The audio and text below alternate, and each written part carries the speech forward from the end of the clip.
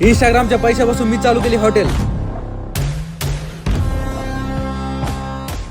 नमस्कार मंडळी, मी वैभव सारटे पाटील एके जालना वैभव। गेल्या एका आठवड्यापासून आपले ब्लॉग काय आले नाही, थोडी प्रॉब्लेम चालू होती, पण आजपासून आपले ब्लॉग रेग्युलर येतील। आज मी तुम्हाला अशी एक हॉटेल दाखवतो जी माझी असं लोकांचं म्हणणं आहे, पण खरं काय पुढे सांगतो।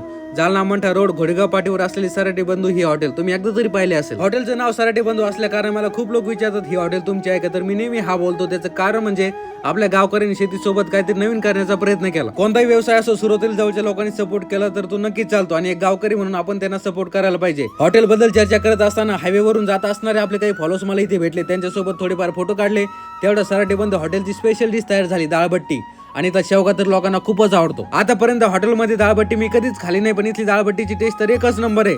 श्रावण महिन्यामध्ये एक स्पेशल ऑफर चालू होणार आहे, त्यासाठी अजून थोडा वेळ आहे, पण तुम्ही जर हा ब्लॉग काउंटरवर दाखवला तर तुम्हाला एक चांगला डिस्काउंट लगेच मिळून जाईल। मागच्या फूड ब्लॉग मध्ये सांगितल्याप्रमाणे ज्याच्या कमेंटला सर्वात जास्त लाईक येईल त्याला मी पुढच्या ब्लॉग साठी इन्व्हाइट करेल। या कमेंटला सर्वात जास्त लाईक आले होते, पण काही कारणामुळे ते येऊ शकले नाही, त्यामुळे एका मित्राला सोबत घेऊन आलो। तुम्हाला जर माझ्या फूड ब्लॉग मध्ये येण्याची इच्छा असेल तर एक चांगली कमेंट करा, ज्याच्या कमेंटला सर्वात जास्त लाईक येईल त्याला मी पुढच्या ब्लॉग साठी इन्व्हाइट करेल। आणि सराटे बंधू हॉटेलला भेट द्यायला विसरू नका।